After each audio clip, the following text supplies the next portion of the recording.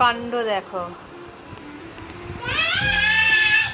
বাক্সের মধ্যে ঢুকে এখন কার সাথে কথা বলছে ভগবান জানে।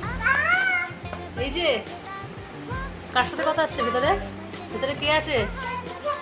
ও আচ্ছা, ভেতরে ক্লিপ। আর এটা কি রেখেছিস তুই? হ্যাঁ, কি খেলা হচ্ছে এটা?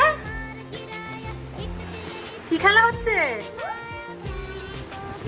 এটা? কি খেলা?